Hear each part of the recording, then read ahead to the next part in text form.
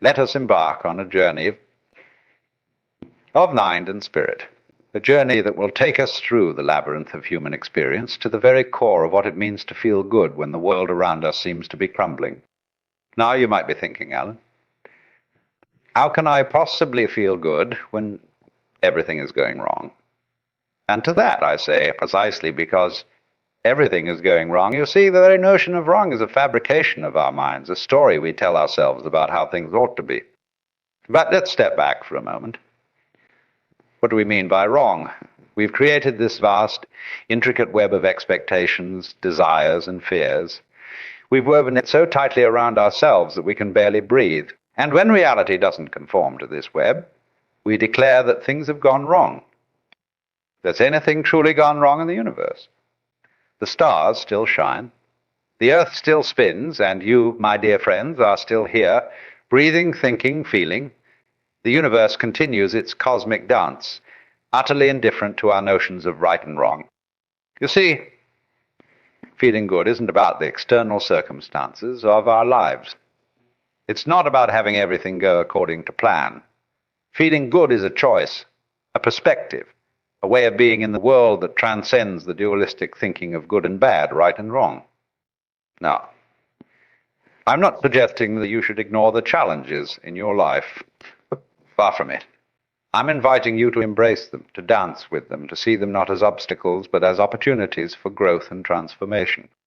Then you're watching a thrilling movie. Do you want everything to go smoothly for the protagonist? Of course not. The excitement, the growth, the very essence of the story comes from the challenges, the setbacks, the moments when everything seems to be falling apart. Your life, my friends, is the greatest story ever told. You are the protagonist, the hero of your own epic tale. And like any good story, it's filled with twists and turns, ups and downs, moments of triumph and moments of despair. You get to choose how you experience this story. You get to decide whether you're going to be dragged along, kicking and screaming, or whether you're going to embrace every moment, every challenge, every setback as part of the grand adventure. Remember, feeling good isn't about denying the reality of your circumstances. It's about changing your relationship to those circumstances. It's about recognizing that your experience of life is not determined by what happens to you, but by how you choose to interpret and respond to what happens. Now, some of you might be thinking, but Alan, you don't understand. My problems are real. I've lost my job. My relationship is falling apart. My health is failing. And to that I say, yes, these are real challenges, but they are also experiences, sensations, thoughts. They are waves in the ocean of your life. And you, my dear friends, are not the waves. You are the ocean. You are the vast, boundless awareness in which these experiences arise and subside. When you identify with the waves, you're tossed about at the mercy of every up and down. But when you recognize yourself as the ocean, you can observe the waves with equanimity, even curiosity. This shift in perspective is not something that happens overnight. It's a practice, a way of being that we cultivate over time, and it begins with a simple recognition that your thoughts and feelings are not you. They are experiences happening within you. When you're able to observe your thoughts and feelings without getting caught up in them, you create a space between stimulus and response. And in that space lies your freedom, your power to choose how you will respond to life challenges. Now, let's delve deeper into this idea of feeling good when everything seems to be going wrong. It's not about plastering a fake smile on your face or pretending that your problems don't exist. It's about finding a deeper wellspring of joy and peace that exists independently of your external circumstances. Have you ever noticed how your mood can shift radically, even when nothing in your external world has changed? You might wake up feeling anxious or depressed, and then later in the day, for no apparent reason, you find yourself feeling light and cheerful. What changed? Not your circumstances, but your state of consciousness. This reveals a profound truth. Your experience of life is generated from within. It's not a direct result of what's happening around you, but of how you're interpreting and responding to what's happening around you. Now, I'm not suggesting that external circumstances don't matter. Of course they do. If you're hungry, food matters. If your cold shelter matters. But beyond the basic necessities of life, the correlation between external circumstances and inner well-being is far weaker than most people assume. We've all known people who seem to have everything going for them. Wealth, status, good health. And yet they're miserable. And we've all encountered individuals who, despite facing enormous challenges, radiate a sense of joy and peace. What's the difference? It's not their circumstances, but their relationship to their circumstances. It's their understanding of who they really are and what really matters in life. You see, most of us go through life with a case of mistaken identity. We think we are our bodies, our thoughts, our emotions, our social roles. We think we are the voice in our head that never stops chattering, judging, comparing, and worrying. But what if I told you that you are not any of these things? What if I told you that you are the awareness in which all these things appear, the unchanging backdrop against which the ever-changing drama of life unfolds? This is not just some abstract philosophical concept. It's a lived experience that you can verify for yourself. Right now, in this moment, can you notice the part of you that's aware of reading these words? Can you notice the part of you that's aware of any thoughts or feelings that might be arising? That awareness, that consciousness is who you really are. And when you start to identify with that awareness rather than with the content of your awareness, something remarkable happens. You begin to experience a sense of peace and well-being that's not dependent on external circumstances. Now, this doesn't mean you become some kind of unfeeling robot. On the contrary, you become more fully alive, more present, more engaged with life. But you engage from a place of groundedness, of inner stability. You see, when you identified with your thoughts and emotions, you're like a cork bobbing on the ocean at the mercy of every wave. But when you identify with awareness itself, you're like the depths of the ocean, still vast, unperturbed by the surface waves. From this place of inner stability, you can face life's challenges with grace and equanimity. You can feel good, not despite things going wrong, but because you recognize that wrong is just a concept, a judgment, not an inherent quality of reality. Let's explore this further. Think about a time when something in your life went wrong. Maybe you lost a job, a relationship ended, or you faced a health crisis. At the time, it felt like a disaster, didn't it? But looking back now, can you see how that apparent disaster led to growth, to new opportunities, to a deeper understanding of yourself and life, often the things we resist most fiercely? The experiences we label as wrong or bad are precisely the things that catalyze our growth and evolution. They're the fire that forges our character, that burns away our illusions and reveals our true strength. So, what if, instead of resisting these challenging experiences, we learn to welcome them? What if, instead of labeling them as wrong, we saw them as invitations to grow, to evolve, to become more fully ourselves?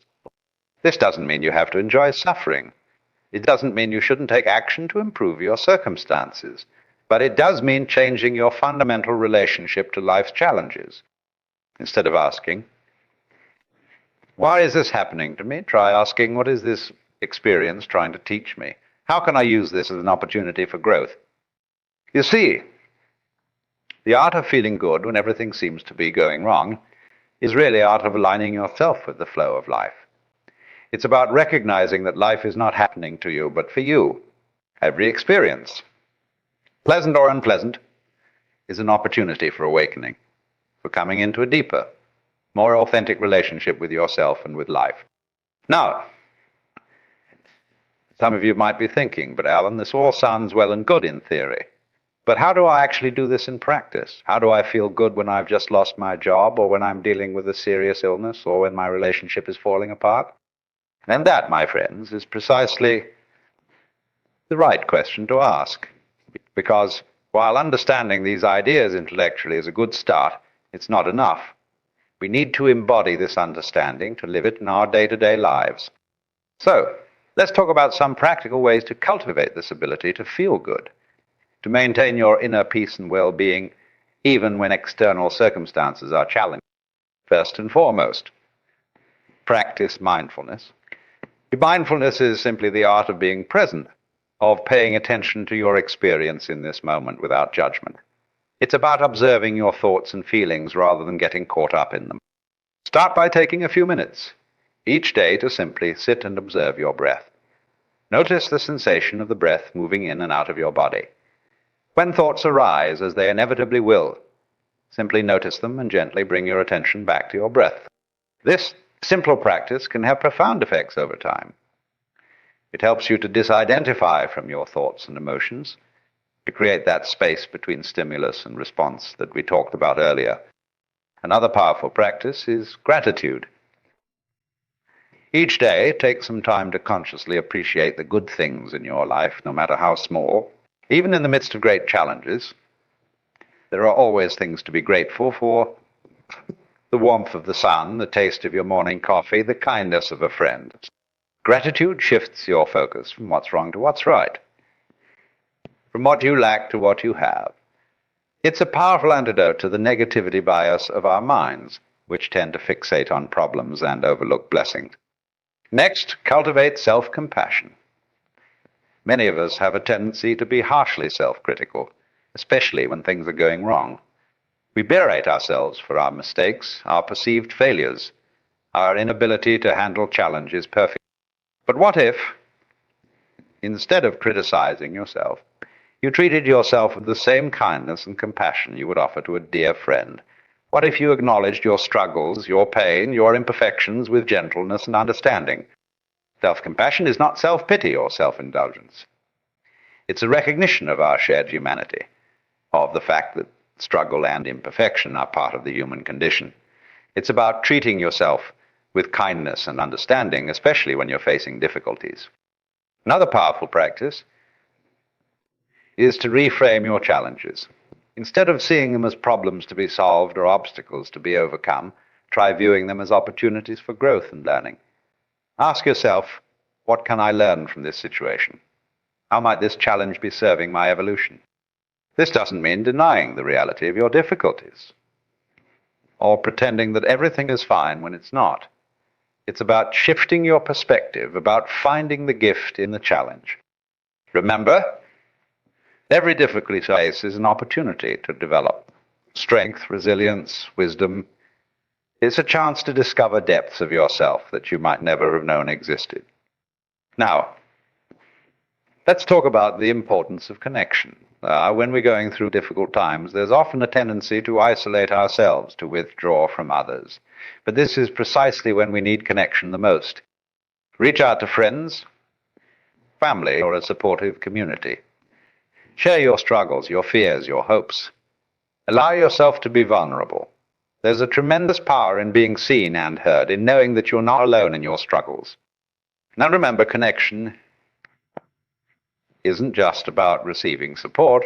It's also about giving. Often, when we're caught up in our own problems, the simple act of helping someone else can shift our perspective and remind us of our own strength and resilience. Another crucial aspect of maintaining your well-being in challenging times is taking care of your physical health. Exercise regularly, eat nourishing food, get enough sleep. Your physical state profoundly affects your mental and emotional state, and vice versa. When you're taking good care of your body, you're much better equipped to handle life's challenges. You have more energy, more resilience, more capacity to maintain your equilibrium in the face of adversity. Now, let's delve into the power of perspective. Often, when we are in the midst of a challenging situation, we lose sight of the bigger picture. We become so focused on our immediate problems that we forget the broader context of our lives. Try to zoom out. Remember that your current challenges, no matter how severe they may seem, are just one chapter in the larger story of your life. They're not the whole story. Think about challenges you faced in the past.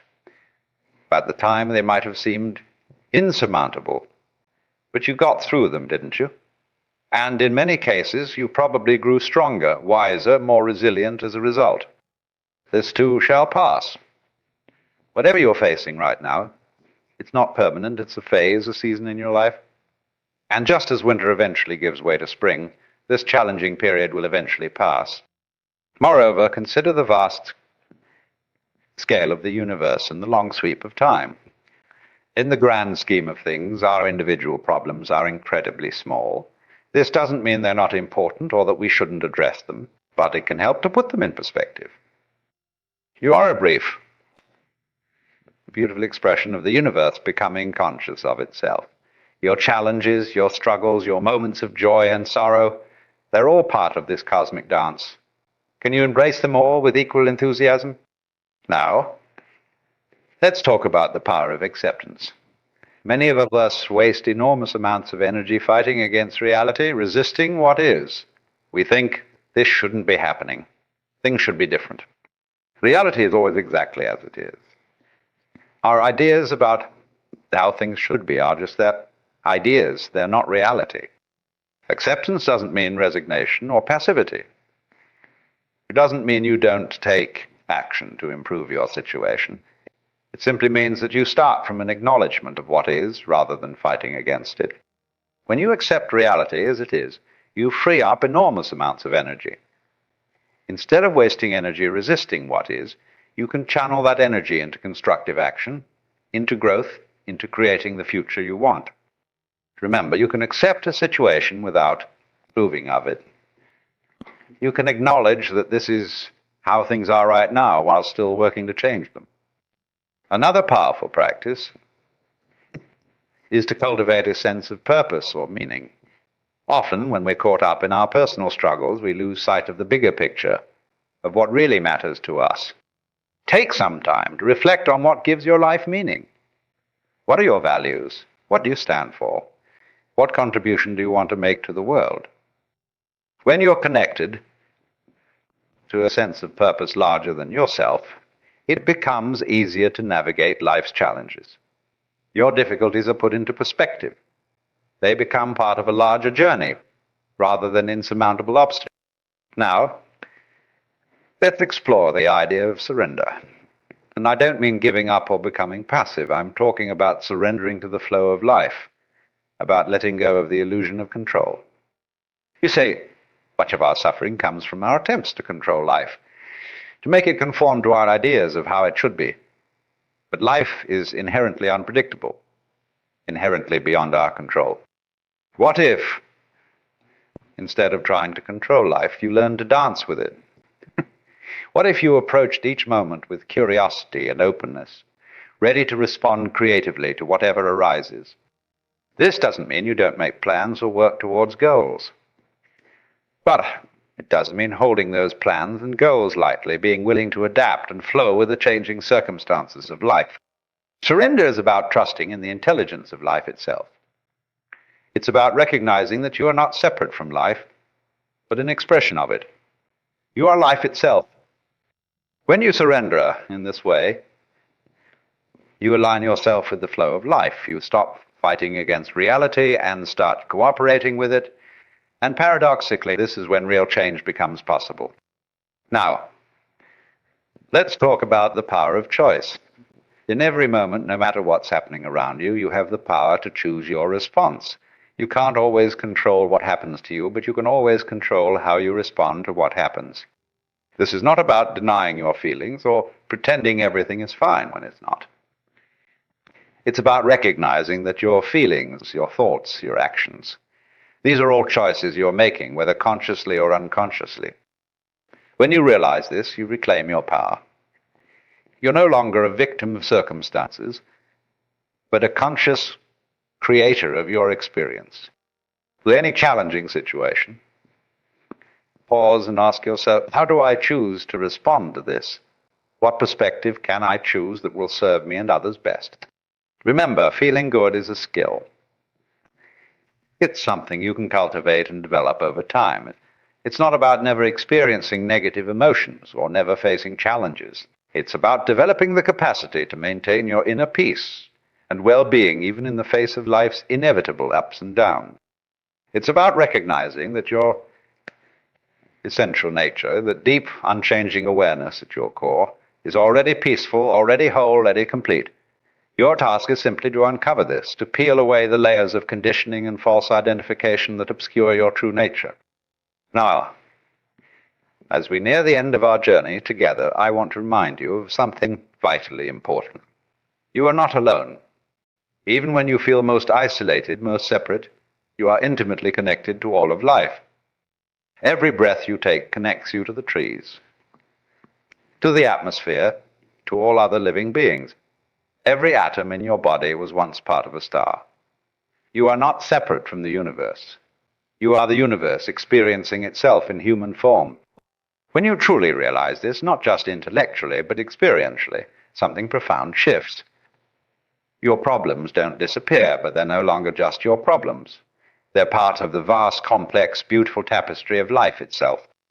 And so, my dear friends, as you go from here, remember this.